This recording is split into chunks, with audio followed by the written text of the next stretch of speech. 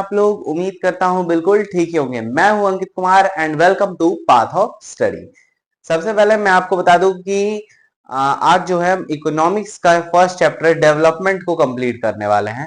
और एक चीज मैं आप सभी से जानना चाहूंगा, आप लोग प्लीज मुझे बताना कि आप लोग की दिवाली की छुट्टियां कैसी रही, मतलब इंजॉयमेंट किया कि नहीं, मजा आया कि नहीं, पटाखे वगैरह फोड़े कि नहीं। तो इस चीज के बारे में आप लोग सब लोग मुझे बताना, ठीक है। खैर, हम इस चैप्टर को स्टार्ट करने से पहले मैं आप सबसे एक चीज कहना चाहूंगा। आप सबके मन में पक्का ये चीज चल रही होगी, यार अब तो दिवाली खत्म हो गई, अब फिर से वैसा ही पढ़ना पड़ेगा, फिर से वही स्कूल जाना पड़ेगा, सब कुछ वही सेम हो जाएगा इस साल तक पूरा। तो मेरे दोस्त ऐसा नहीं है, ठीक है। आप सभी के लिए मैं एक चीज लेके आने वाला हूं जो कि 6 और 7 तारीख को आएगी, और वो है हमारे बिहार का छठ पूजा। जी हाँ दोस्तों, मेरे दोस्तों, मेरे भाइयों, यहाँ पे जितनी भाइयों बहनें सब लोग जो बैठे हैं, मैं उनसे कहना चाहूंगा कि मैं बिहार जा रहा हूँ वहां की छठ पूजा को देखने के लिए, और मैं आपको भी दिखाऊंगा, ठीक है। देखो, क्योंकि शायद रात में होता है, रात में भी होता है, और एक सुबह होता है। सुबह से पहले डूबते हुए सूरज की शायद पूजा की जाती है, उसके बाद फिर उगते हुए सूरज की पूजा की जाती है। तो मैं दोनों चीजें आपको अच्छे से दिखाऊंगा, वहां का नदी, वहां का कैसा मतलब माहौल रहता है। और मैं ये चीज बता दूं कि मैं जहां जा रहा हूं, मैं अपने गांव ही जा रहा हूं, और बहुत टाइम बाद जा रहा हूं छठ पूजा में। तो मैं आपको भी वहां के दर्शन कराऊंगा। वीडियो 6 या 7 तारीख को आएगी। जिनके भी एग्जाम्स वगैरह चल रहे हैं उनसे मैं कहना चाहूंगा, स्ट्रेस मत लो, ये वीडियोस आएंगी, इन्हें देखना, ठीक है। 2 वीडियोस रहेंगी, ज्यादा दोनों वीडियोस का टाइम मिला के भी 15-20 मिनट भी नहीं रहेगा, ठीक है। लेकिन इन्हें देखना, आपको बहुत अच्छा लगेगा। हमारे बिहार का जो छठ पूजा है वो किस तरह होता है, उसके बारे में आपको पता लगेगा, ठीक है। खैर, वहां पे तो हम बात करेंगे, लेकिन अभी हम बात करते हैं इस चैप्टर के बारे में, ठीक है। तो ये चैप्टर है डेवलपमेंट। देखो मेरे भाई, डेवलपमेंट का सीधा सीधा अर्थ होता है विकास, ठीक है। और विकास का मतलब होता है डेवलपमेंट। अब तुम लोग सोचोगे, अरे ये क्या, अगर सर हम लोग ये आंसर लिख के आ जाएंगे कि डेवलपमेंट का मतलब होता है विकास, विकास का मतलब होता है डेवलपमेंट, तो टीचर भी लिख देगा फेल का मतलब होता है तुम्हारी जिंदगी खराब, और तुम्हारी जिंदगी का मतलब, तुम्हारी जिंदगी खराब का मतलब फेल। ठीक है, लेकिन ऐसा नहीं। तो इसलिए मैंने आप लोगों के लिए इसकी डेफिनेशन भी निकाली है, और कई अच्छे तरह के नोट्स, देखो इसको मैंने लिखा है। इधर मैं वीडियोस भी नहीं बना पा रहा था क्योंकि थोड़ा घर में इधर काम वगैरह चल रहा था, तो इसकी वजह से दिक्कतें थी। लेकिन आप टेंशन मत लो, अब वीडियोस टाइम टू टाइम आएंगी, और जल्द से जल्द आएंगी, ठीक है। आप लोग का सिलेबस जो है मैं कंप्लीट करने की पूरी कोशिश करूंगा, क्योंकि थोड़ा सा मुश्किल लग रहा है मुझे भी, क्योंकि गलती आप लोग के लिए मेरी ही है, क्योंकि मैं भी थोड़ा पागलपंतियों में ज्यादा बिजी था। बट कोई बात नहीं, हम इस चैप्टर को करते हैं कवर। डेवलपमेंट,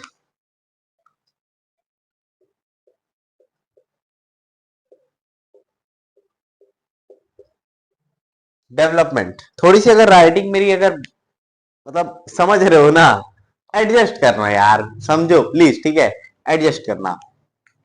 डेवलपमेंट, देखो, a vast term which is include a economic good government reducing poverty illiteracy। देखो मेरे भाई, ऐसी चीज जो पॉवर्टी इलिटरेसी जैसी चीजों को अगर दूर करे, उसे हम कहते हैं डेवलपमेंट। अब देखो, मैं नहीं समझ में आया ना, मुझे पता है नहीं समझ में आया होगा, मैं फिर से इसको समझाता हूँ। देखो, ऐसी चीजें जैसे पॉवर्टी मतलब क्या होता है, गरीबी। इलिटरेसी मतलब, अबे तुमने सुना ही होगा ना, अपने दोस्त को ही बोल देते हो भाई बड़े इलिटरेट आदमी हो तुम, ठीक है। तो समझ रहे हो ना। तो अगर पॉवर्टी या इलिटरेसी जैसी चीजों को अगर कोई चीज कम करती है या खत्म करती है, तो इसे हम बोलते हैं डेवलपमेंट। अब जैसे मैं बात एग्जांपल के थ्रू समझ लो, ठीक है। वीडियो भले लंबी होगी, लेकिन हम समझेंगे बहुत ही अच्छे से, ठीक है। यह समझो, मान लो ये तुम हो, ये तुम्हारे कुछ दोस्त हैं, ठीक है। ये तुम हो, ये तुम हो, और ये तुम्हारे कुछ दोस्त हैं, ओके। एक दोस्त ने, चलो दो बना देते हैं, ठीक है।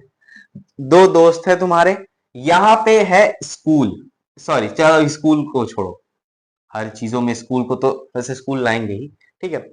अब मान लो तुम्हारे दोस्त पैदा हुए, तुम भी पैदा हुए साथ में, ठीक है, खेलना कूदना तुम लोगों ने चालू किया, खूब खेले कूदे, सब कुछ किया, एक्सेट्रा एक्सेट्रा, ठीक है। लेकिन तुम्हें कहीं नौकरी नहीं मिली जब तुम बड़े हुए, तो नौकरी ही नहीं मिली। क्यों? उसका रीजन है तुम इलिटरेट रह गए। मेरी स्पेलिंग मिस्टेक्स हो सकती हैं, प्लीज फॉरगिव मी। ओके, ठीक है। ठीक है, तो इलिटरेट रह गए, मतलब कि तुम पढ़े लिखे नहीं रह गए, अनपढ़ रह गए तुम। क्यों? क्योंकि तुमने स्कूल में जाकर शिक्षा नहीं ली। देखो ऐसा नहीं है, मतलब मैं ये नहीं कहूंगा कि स्कूल का मैं फुल सपोर्ट करूंगा, क्योंकि मैं भी स्टूडेंट ही हूँ कि ये स्कूल में ही जाओगे तो तुम्हें वही शिक्षा मिलेगी, ऐसा नहीं, मतलब लेकिन एबीसीडी तो सीखना पड़ेगा ना मेरे दोस्त कुछ बोलने के लिए, ठीक है। तो तुम इलिटरेट रह गए, स्कूल नहीं गए, ठीक है। लेकिन अब हम चलते हैं दूसरे केस पे। वहीं पे तुम्हारे कुछ और दोस्त हैं, ठीक है, तुम्हारे कुछ और दोस्त हैं जो कि स्कूल गए, ठीक है, स्कूल गए, और आज स्कूल में उन्हें क्या मिल गई? शिक्षा मिल गई, ठीक है, अच्छे से एजुकेट हो गए, जिससे वो इलिटरेट तो नहीं हुए, और यहां तक कि वो पॉवर्टी में भी नहीं गए, गरीबी में भी नहीं गए, वो और भी ज्यादा अमीर हो गए, मतलब रिच हो गए, ठीक है। तो मेरे भाई, मेरे कहने का मतलब ये है, ऐसी चीज जो कि इलिटरेसी और पॉवर्टी को कम करे, उसी को बोलते हैं हम डेवलपमेंट। मतलब अगर ये स्कूल डेवलप्ड नहीं होता तो तुम्हारे दोस्त भी इलिटरेट रहते तुम्हारी तरह, ठीक है, समझ रहे हो? इसे हम कहते हैं डेवलपमेंट। देखो, मैं हर एक चीज को अच्छे से डिफाइन कर करके बताऊंगा, ठीक है, वीडियो हल्की लंबी होगी लेकिन समझेंगे। इसका ऐसा नहीं है कि ये जो डेवलपमेंट चैप्टर है इसका हम वन शॉट भी लेके आएंगे, ठीक है, लेकिन इसमें हम ब्रीफ तरीके से आपको समझाएंगे, और उसमें भी अच्छे से ही समझाएंगे। लेकिन वन शॉट का मतलब आप समझते ही हो, एक रैपिड रिवीजन होता है वो, ठीक है। तो चलो नेक्स्ट चलते हैं। ओह, मार्कर गिर गया भाई। चलो देखो, development can be different others of other method, for landless labour, for rich farmer, for big businessman people. देखो मेरे दोस्त, अगर कोई लैंडलेस लेबर है, कोई लेबर है, ठीक है, मतलब जो डेवलपमेंट होता है ना वो हर किसी के लिए दूसरे तरीके से हो सकता है। जैसे अब तुम खुद सोचो कि अगर कोई लेबर है, लैंडलेस है, मतलब उसके पास कोई जमीन नहीं है, तो उसके लिए डेवलपमेंट क्या होगा? कि उसको एक पीस ऑफ लैंड मिल जाए और उसको एक छोटी जॉब मिल जाए। मतलब लेबर है भाई, एक अच्छी खासी जॉब पा गया, एक जमीन है, अब अच्छे से अपना घर चला रहा है, तो उसके लिए ये चीज डेवलपमेंट है। रिच फार्मर्स, जो थोड़े से रिच फार्मर्स है, उनके लिए क्या है? कि उनके सेल में इंक्रीमेंट हो जाए, कुछ दाम ज्यादा मिल जाए, पैसा ज्यादा आ जाए, उनके लिए ये चीज डेवलपमेंट है। और वहीं अगर हम बात करें बिजनेसमैन पीपल्स की, जो कि अडानी अंबानी हो गए, तो उनको अगर बहुत ज्यादा प्रॉफिट हो जाए बिजनेस में, तो ये उनके लिए डेवलपमेंट होता है, समझे? यार खांसी हुई हुई है, ठीक है। अब देखो, different peoples have different goals. अब देखो मेरी बात को समझना, different peoples have different goals, यहाँ पे आपको ये समझने वाली चीजें हैं।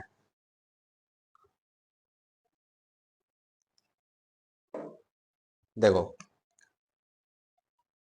हर किसी के लिए अगर कोई चीज, जैसे मान लो तुम्हारे लिए डेवलपमेंट है, तो हो सकता है कि वो किसी और के लिए डेवलपमेंट ना हो, समझ रहे हो? जैसे देखो, मान लो एक डैम है, ठीक है, वो यहां पे है, ऐसे मत समझो। जैसे मान लो ये इतनी एक जमीन है, ठीक है, यहां पे आप रहते हो, और यहां पे एक और बंदा रहता है, इसका नाम हम मान लेते हैं, चलो आपको छोड़ो, ए मान लेते हैं, इसको मान लेते हैं बी मान लेते हैं, ठीक है। एक दिन ए के पास डैम बन गया, अब आपको तो इससे फायदा हो गया भाई, आपके घर के पास डैम बनी है, फ्री इलेक्ट्रिसिटी पा रहे हो, फ्री मिलता है कि पता नहीं, मुझे नहीं पता, मतलब इलेक्ट्रिसिटी वगैरह आपको मिल रही है। लेकिन क्या इससे बी को कोई फायदा हुआ? नहीं, उल्टा डैम बनने की वजह से बी को अपना घर छोड़ना पड़ गया। तो समझ रहे हो इस चीज को? आपके लिए डेवलपमेंट है लेकिन इसके लिए डेवलपमेंट नहीं है। तो मतलब कुछ ऐसी भी चीजें हो सकती हैं कि जो आपके लिए डेवलपमेंट हो लेकिन इनके लिए डेवलपमेंट ना हो। ठीक है, अब देखो, there are two types of goals, materialist goals and non materialist goals. Materialist goals में वो गोल्स होते हैं जिनमें इनकम और मनी, मतलब ऐसी चीजें जिन्हें पैसों से खरीदा जा सकता हो।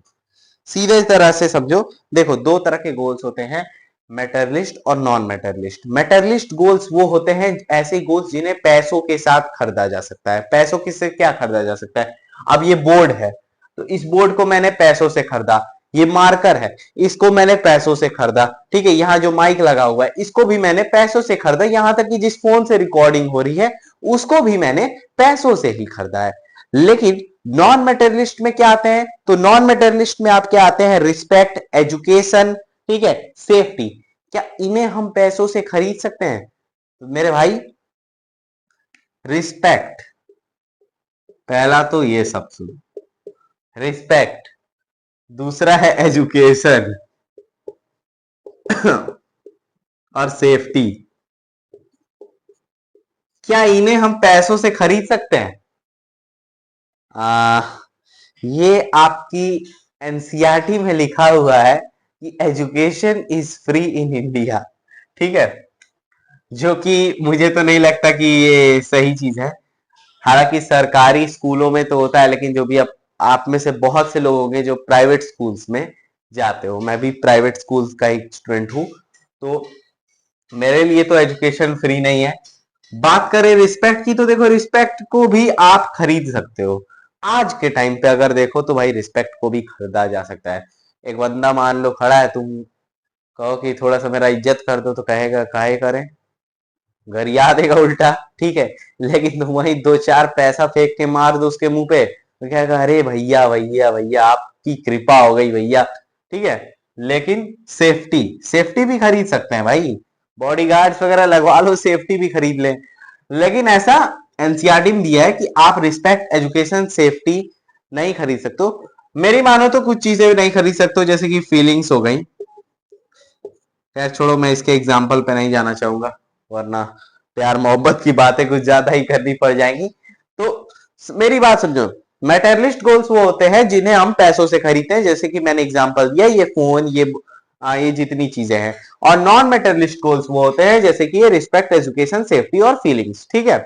इतनी तो हम बात करेंगे नेशनल डेवलपमेंट के बारे में। तो देखो नेशनल डेवलपमेंट क्या होता है? तो देखो नेशनल डेवलपमेंट वो होता है जो कि हमारे कंट्री को डेवलप करे, जो कि एग्रीकल्चर, इंडस्ट्रीज, एजुकेशन, हेल्थ जैसे फील्ड में अगर डेवलपमेंट होता है तो उसे हम कहते हैं कंट्री को डेवलप करना है, और इसी चीज को कहते हैं नेशनल डेवलपमेंट। मतलब हमारे यहाँ पे जो लोग रहते हैं उनकी लाइफ को अच्छे से इंप्रूव करना, उसको और भी ज्यादा डेवलप करना, इसे हम कहते हैं नेशनल डेवलपमेंट, ठीक है।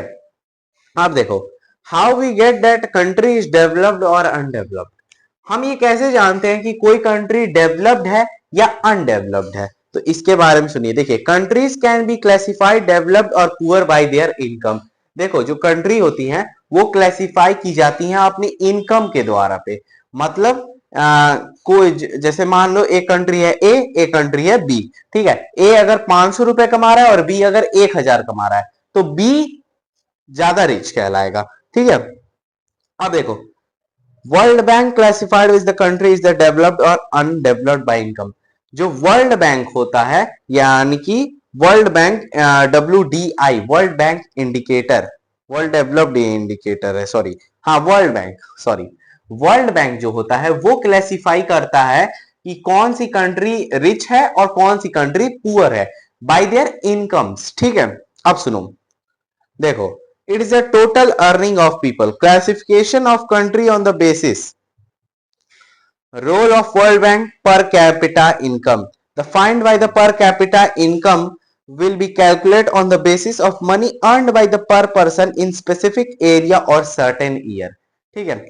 आखिर अब ये एक सवाल उठता है कि जो वर्ल्ड बैंक है वो करता क्या है, आखिर कैसे किसी कंट्री को इनकम के बेसिस पे क्लासिफाई करता है कि वो रिच है कि पुअर है, वो डेवलप्ड है कि अनडेवलप्ड है। तो वो यूज करता है पर कैपिटा इनकम, जिसे हम बोलते हैं पीसीआई, जो कि है पर कैपिटा इनकम। ठीक है, देखो ये चैप्टर थोड़ा सा बड़ा है, तो इसके बारे में आप लोग सोचिएगा, ये मत सोचना कि अरे यार इतनी लंबी वीडियो कौन देखेगा, वन शॉट भी लेके आएंगे इसका। ठीक है, टेंशन मत लो। पीसीआई, पीसीआई क्या करता, पीसीआई एक टर्म होता है पर कैपिटा इनकम। अब ये वर्ल्ड बैंक इसके थ्रू कैसे क्लासिफाई करता है किसी भी कंट्री का इनकम कि वो डेवलप्ड है कि अनडेवलप्ड। तो देखो वो करता कैसे है, बहुत ही सिंपल सा तरीका होता है। देखो जैसे मान लो एक कंट्री है, ठीक है, ए, एक कंट्री है बी।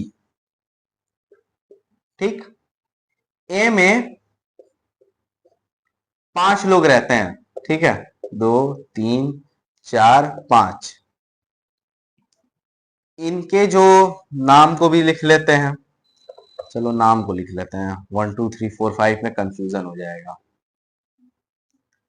इसका नाम हम रख लेते हैं, ये रख लिया ना, चलो पी कहते हैं। इनके नाम रख लेते हैं, मान लो मैं रख लेता हूं जे के एल एम एन। इसमें भी 5 लोग रहते हैं, O P Q R S. ठीक है, 5 लोग रहते हैं, 2 कंट्री है, एक कंट्री है ए, एक कंट्री है बी। ठीक है, अब देखो जे जो है वो 500 रुपए कमाता है, ठीक है, के जो है वो भी 500 रुपए कमाता है, एल जो है वो 300 रुपए कमाता है, और एम जो है वो 200 रुपए कमाता है, और एन जो है वो 600 रुपए कमाता है। ठीक है, वहीं पे अब हम इधर का भी नोट डाउन कर लेते हैं। तो ओ जो है वो 400 रुपए कमाता है, पी जो है 500 कमाता है, क्यू जो है 800 कमाता है, और के जो है 200 कमाता है, और एस जो है 700 कमाता है। ठीक है, ये 2 कंट्रीज के लोग हैं, 5 लोग हैं, और ये उनकी इनकम है। ठीक है, ये उनकी इनकम है। अब देखो world bank per capita income के थ्रू कैसे क्लासिफाई करता है, इधर आ जाता हूं मैं। ठीक है, अब देखो इन सबको क्या करता है, वर्ल्ड बैंक सबको ऐड करता है। वो फॉर्मूला यूज करता है कि टोटल नंबर ऑफ पीपल,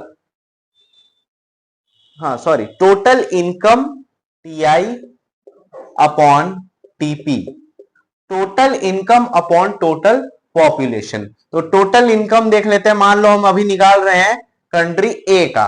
ठीक है, तो यहाँ पे 500 500 1000 1300 फिर 1500 2100। ठीक है, ये आ गया 2100, और कंट्री में लोग कितने हैं 5, इसको डिवाइड कर देते हैं, तो 5 4 जा 20, और ये भी हो गया 5 4 जा 20, और ये 0। ठीक है, क्लियर है। एक मिनट, मैंने कुछ गलत किया है, हाँ सॉरी बच्चों, मेरी मैथमेटिक्स बहुत ज्यादा वीक है। ठीक है, 5 4 जा 20, और ये इधर 1 बचा, ये हो गया 5 2 जा 10, और ये 0, 420। ये कितना आ गया 420 रुपए। ओके, 420 रुपए आ गया। ये किसका है, ए का। अब हम बी का भी निकाल लेते हैं इसी तरह, तो बी का भी हम ऐड कर लेते हैं। तो बी में भी 5 ही लोग हैं, इसका ऐड करते हैं, तो 400 और 500 यानी कि 900, 900 और ये 800 1500, और आप सॉरी 1500 कह रहा हूं, 900 हो गए ना, और ये 800 है, तो यानी कि 1700, 1700 और ये 200, हाँ आपके हो गए 1900, 1900, और ये 20 21 22 23 24 25 26, 2600 रुपए।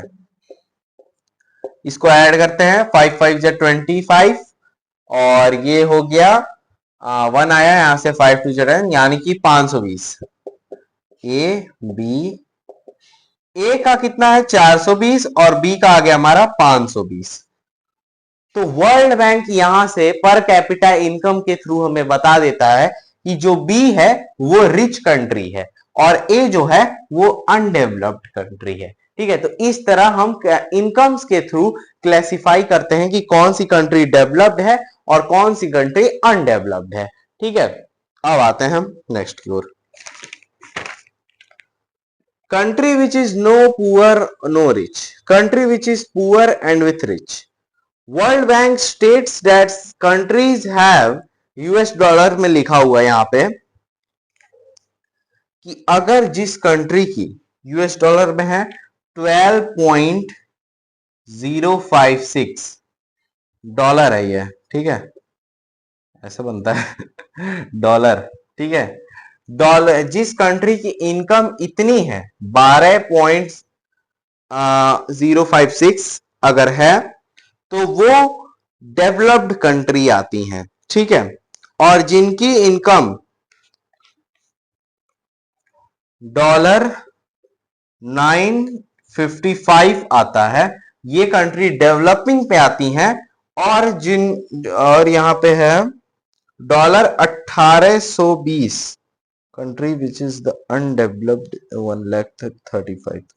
और इससे, हाँ सॉरी, इससे जो नीचे होती हैं यानी कि 955 से वो अनडेवलप्ड में आती हैं। ठीक है, अब देखो world bank government report, it gives a clear of the income the country, it said that specifies the parameter to comparison a national income and the per capita income. It considered only a same attempt but there is no safety, it is developed.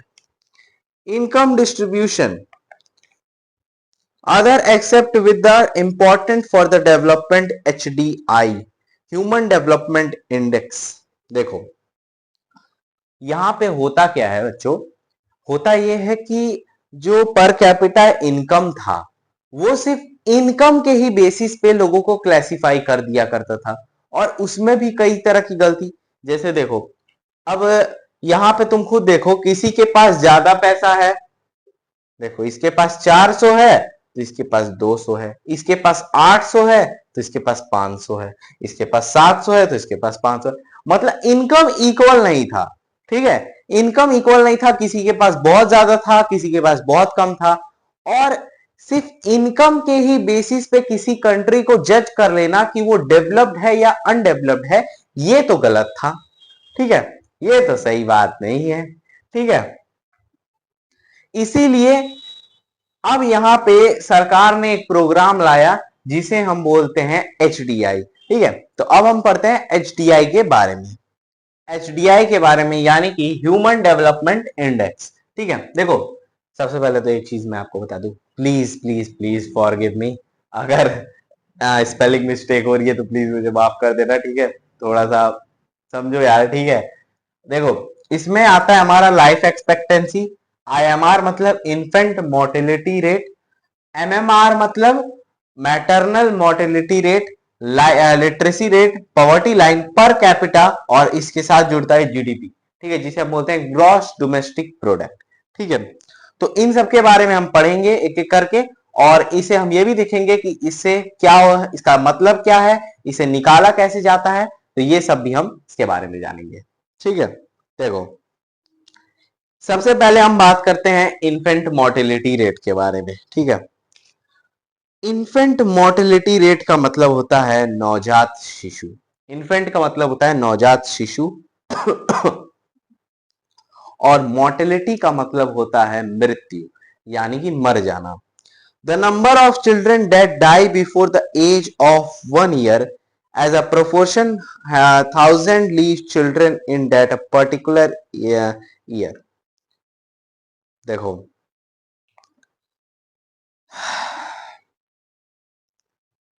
ऐसे बच्चे जो कि 1 साल के अंदर में ही मर जाते हैं, मतलब उनका जन्म तो हो जाता है, हॉस्पिटल में जन्म हो गया, सब कुछ है, 1 महीना जिए, 2 महीना जिए, 3 महीना जिए, चौथा महीना भी जिए, 5वें महीने मर गए। मतलब अगर 1 साल के अंदर में ही जो बच्चे हैं, जो छोटे बच्चे हैं, अगर मर जाते हैं, उन्हें हम बोलते हैं इन्फेंट मोर्टिलिटी रेट। ठीक है, अब देखो इसे हम निकालते कैसे हैं। तो how do you think the infant mortality should be high और लो? ठीक है, देखो अगर इन्फेंट मोर्टिलिटी रेट हाई है then the health condition is not good in country. मतलब अगर कोई कंट्री है जहां पे मान लेते हैं, कोई भी कंट्री है और वहां पे आईएमआर मान लेते हैं कि 1 साल मान लेते हैं, चलो ये हम 2023 का हम लेके चलते हैं, ये सिर्फ मैं अपने से लिख रहा हूं, ये कोई इकोनॉमिक्स में दिया नहीं है। 2023 में अगर मान लेते हैं कि 20 बच्चे मर गए, ठीक है, 20 बच्चे 1 साल में ही मर गए, ठीक है, और वहीं 2022 में भी देखें तो 10 मरे थे, ठीक है। ये किसी भी कंट्री के एग्जांपल हम ले लेते हैं, चलो ए नाम रख लेते हैं, एक कंट्री है ए जिसमें पहले 2023 में 20 बच्चे मरे और 2022 में 10 बच्चे मरे थे। तो अगर इन्फेंट मोर्टेलिटी रेट बढ़ रहा है तो मतलब ये है कि उस कंट्री की हेल्थ कंडीशन अच्छी नहीं है, मतलब कि वहां पे आईएमआर की जो स्थिति है वो अच्छी नहीं है। अब ये देखता हूं किसने फोन किया है और सबसे पहले काटूंगा ही।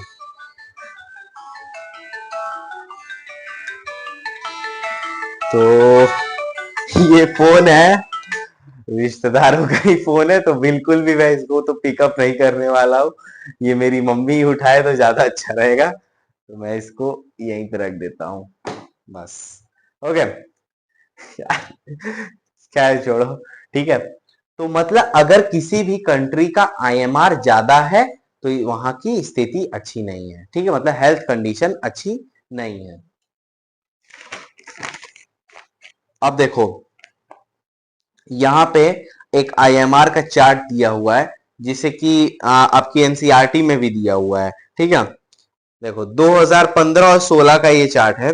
यूपी में 63.5%, बिहार में 48%, छत्तीसगढ़ में 54%, मध्य प्रदेश में 51.2%, उत्तराखंड में 39.7%। ये 2015 से लेकर 16 तक का चार्ट है कि इतना इन्फेंट मोर्टिलिटी रेट था, ठीक है। अब हम देखो 19 और 21 का चार्ट देखते हैं।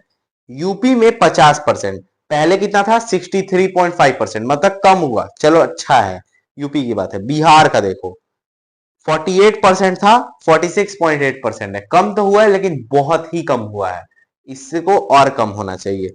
छत्तीसगढ़ का देखें तो छत्तीसगढ़ में 54% था और ये आके 44% पे आ गया, तो ये बहुत ही कम हुआ है, ठीक है। मध्य प्रदेश की बात करें तो पहले 51% तक के बच्चे मर जाया करते थे, लेकिन अब 21 में देखो, 21 का चार्ट है, 41% पे ये रेशियो आ चुका है। वहीं उत्तराखंड की बात करें तो पहले 39.7 था और अब 39.1 है, जो कि बहुत ही कम है। तो मतलब कि इस हिसाब से इस चार्ट के अकॉर्डिंग आप ये अंदाजा लगा सकते हो कि किस कंट्री में आईएमआर की स्थिति बढ़िया है, मतलब हेल्थ कंडीशन अच्छी है या बेकार है, ठीक है। अब हम बात करते हैं लाइफ एक्सपेक्टेंसी के बारे में। लाइफ एक्सपेक्टेंसी क्या होता है? It is the age of a person expect to live, मतलब ये एक ऐसी एज होती है जहां तक आपको लगता है कि जो बंदा है वो जी सकता है, ठीक है। अब देखिए इंडियन मेल की एवरेज, यहां पे मैं लिख दे रहा हूं भाई, एवरेज इंडियन जो मेल होते हैं उनकी जो एज होती है वो 67.3 को रखा गया है एवरेज। ये एवरेज एज है, अब कोई तो 80 साल भी जी जाता है, कोई कोई 100 साल भी जी जाता है और कोई 100 से भी आगे जी जाता है, ठीक है। ये एक एवरेज एज है। और फीमेल की एज 69.3 है, सॉरी 6 है, हाँ 6, ठीक है, ये फीमेल की एज है, ये फीमेल की एज है, ठीक है। अब देखो ये एक एवरेज एज है, मतलब कि अगर यहां पे देखो, अब इसमें भी ये भी हेल्थ से ही जुड़ा हुआ है, इससे अब क्या, अब आप सोच रहे होगे कि सर ये बताइए सर, इस ये लाइफ एक्सपेक्टेंसी इस लोगों के एज से क्या कंट्री को कैसे डेवलप किया जा सकता है?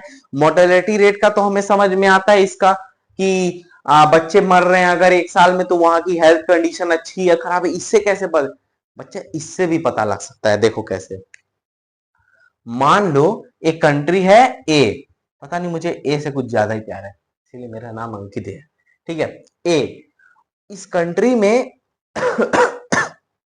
सॉरी, इस कंट्री में मान लेते हैं, देखो एवरेज एज पहले कितनी है 67.3, और इस कंट्री में 5 मेल मर गए इस एज से कम ही, विदाउट एनी एक्सीडेंट। अगर एक्सीडेंट होकर मरे हैं कि कहीं गाड़ी उड़ा दिया कोई या कुछ कर दिया तो बात अलग है। अगर बीमारी से मर गए, मान लेते हैं 50 की एज में ही मर गए, ठीक है। एक 5 फीमेल है, वो भी मान लेते हैं 60 की एज में ही मर गई, ठीक है। अगर एवरेज एज इतना कम है और इससे भी कम में अगर लोग मर जा रहे हैं बीमारी से, देन वहां का हेल्थ कंडीशन अच्छा नहीं है, ठीक है। ठीक है, तो यहां पे जितना ज्यादा लोगों का एज रहेगा उतना अच्छा हेल्थ कंडीशन, तो ये भी एक हेल्थ कंडीशन को ही डिफाइन करता है। करते हैं एमएमआर की। एमएमआर मतलब होता है मैटरनल मोर्टेलिटी रेट। देखिए मैटरनल मोर्टेलिटी रेट क्या होता है, ये दोनों एकदम एक समान है, बस इसमें होता क्या है, इसमें बच्चे मर रहे होते हैं और इसमें जो माँ होती हैं वो मर जाया करती हैं। देखिए किस तरह, the total number of dying mother of the 1000 children by giving the birth, मतलब बच्चे को जन्म देते वक्त, बच्चे को जन्म देते वक्त अगर माँ की मृत्यु हो जाती है, माँ की डेथ हो जाती है, तो इसे हम कहते हैं मैटरनल मोर्टेलिटी रेट। अब देखो 1000 मदर्स, जैसे देखो मैं बताता हूं, birth of the babies in a year, ठीक है। जैसे मान लो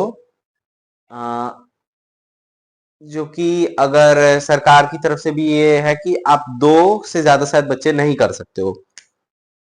एक मदर है, ठीक है, एक मदर है जिसने एक साल में एक बच्चे को जन्म दे दिया, दूसरे साल में वो जन्म देते ही बच्चा तो हो गया, लेकिन मां जो है वो मर गई, ठीक है, मां मर गई।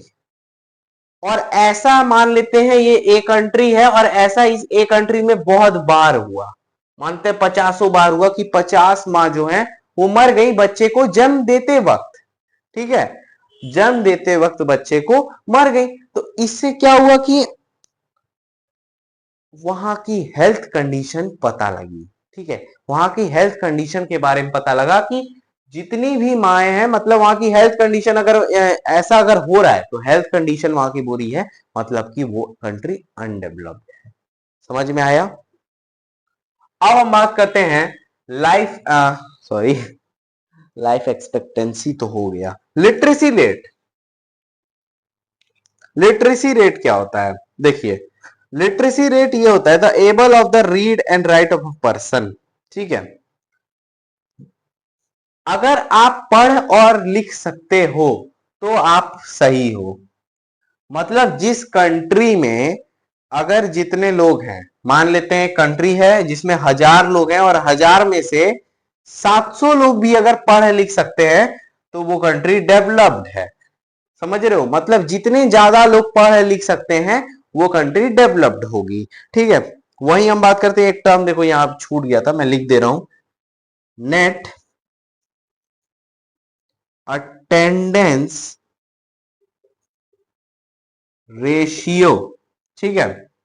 नेट अटेंडेंस रेशियो ये क्या होता है, देखो नेट अटेंडेंस रेशियो, तो how many students who are going to school in the age of 14 and 15, तो आपकी स्कूल में जो अटेंडेंस होती है ना ये भी गवर्नमेंट को जाती है, ठीक है। इससे ये पता लगता है कि आपके जो 14 और 15 साल के बच्चे हैं वो स्कूल जा रहे हैं कि नहीं, वो स्कूल में पढ़ रहे हैं कि नहीं, वो जा रहे हैं कि नहीं, स्कूल अटेंड कर रहे हैं कि नहीं।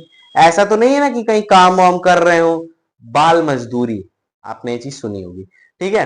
तो एक चीज यहाँ पे आपको ये चीज समझ में आया होगा, ठीक है। तो ये होता है net attendance ratio. Poverty line in rural areas, हाँ देखो पॉवर्टी लाइन क्या होता है, अगर मैं बात करूं तो एक आदमी को कितना खाना चाहिए होता है, कितनी कैलोरीज चाहिए होती है पूरे दिन भर में। एक रूरल आदमी को, मतलब गांव के आदमी को 2400 कैलोरी चाहिए होती है, और वहीं अर्बन को 2100 चाहिए होती है। ठीक है, क्योंकि गांव वाले थोड़ा ज्यादा मेहनत करना रहता है, खेत वगैरह में ज्यादा करेंगे तो उस चीज में। तो देखो, read a poverty line chart in NCERT. अब आपकी बुक में एक चार्ट दिया है जो कि सॉरी, आपकी बुक में एक चार्ट दिया है एनसीईआरटी पे, जो कि पॉवर्टी लाइन लोगों का डिफाइन कर रहा है, मतलब कई कंट्रीज में कैसी पॉवर्टी लाइन है उसके बारे में बता रहा है। तो उस चार्ट को आप पढ़िए, आपको वहां पे ये चीज समझ में, मतलब पॉवर्टी लाइन देखिए यही होता है, सीधा बेसिक शब्दों में अगर बता दूं तो ऐसी जगह, ऐसी कंट्री जहां पे मतलब जो लोग हैं वो काम कर रहे हैं, लेकिन क्या उन्हें सही तरह से खाना प्राप्त हो पा रहा है, मतलब खाना प्राप्त हो पा रहा है क्या, गरीबी के तो नीचे नहीं है ना कि खाना भी नहीं मिल रहा है, समझ रहे हो ना, तो इसे बोलते हैं पॉवर्टी लाइन। अब देखो, who provide public facilities. Public facilities कौन प्रोवाइड करता है, मतलब ये पार्क्स वगैरह तो ये हमारी गवर्नमेंट ही प्रोवाइड करती है, तो ये यहाँ पे छोटा क्वेश्चन था तो मैंने बोल दिया। एक चीज और है, बीएमआई। ये मत सोचना कि ये अभी इसको मैं पढ़ाऊंगा पर कैपिटा इनकम को, ये मैंने आपको पढ़ा दिया है, ठीक है। ये जो एचडीआई ये नया निकला कि ह्यूमन डेवलपमेंट है, इसमें पर कैपिटा इनकम को भी ऐड किया गया था, ठीक है, ये बता दे रहा हूं। एक होता है बीएमआई। बीएमआई होता है बॉडी मास इंडेक्स। देखिए, ये बताता है वेट, वेट बताता है, यानी कि लोगों का वेट बताता है। देखो, जैसे जो नॉर्मल वेट होता है वो 18.5 से लेके 24.9 तक का अगर आपका वेट है, ठीक है, तो आप नॉर्मल हो। लेकिन अगर इससे कम में है, 18.5 से अगर कम में है, तो आप अंडर वेटेड हो, ठीक है, अंडर वेट हो। और अगर इससे ज्यादा है, मतलब कि एबव 25 किलो से ज्यादा है, तो आप ओवर वेटेड हो। आप तो सब सोचेंगे, हे भगवान, मैं ओवर वेटेड हूं, मैं तो ओवर वेटेड हूं, मेरा तो 25 किलो से बहुत ज्यादा है। ऐसा नहीं है। देखो, ये जो चार्ट है ये छोटे बच्चों के अकॉर्डिंग पे बनाया गया है, ठीक है।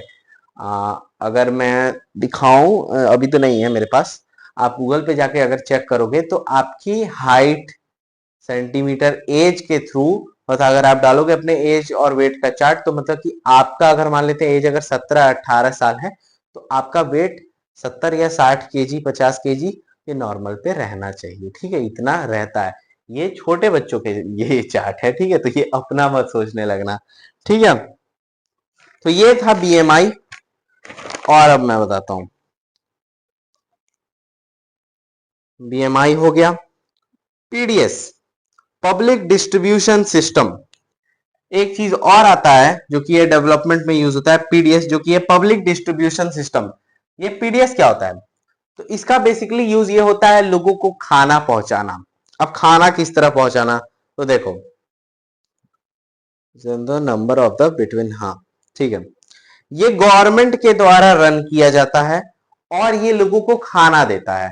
अब खाना कैसा, अबे भाई तुम लोग को राशन वगैरह कभी लेने गए हो, गेहूं वगैरह जो मिलता है, ठीक है, क्या शायद फिंगरप्रिंट वगैरह सब लगवाते हैं, अंगूठा लगवाएंगे, उसके बाद फिर राशन वगैरह देते हैं कुछ, ठीक है।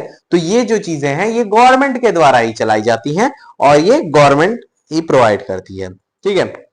Sustainable development for everyone for developing with of in the nature. देखो, गवर्नमेंट कहती है कि अगर डेवलपमेंट पाना है तो सबसे पहले नेचर को अच्छे से डेवलप और मेंटेन रखो।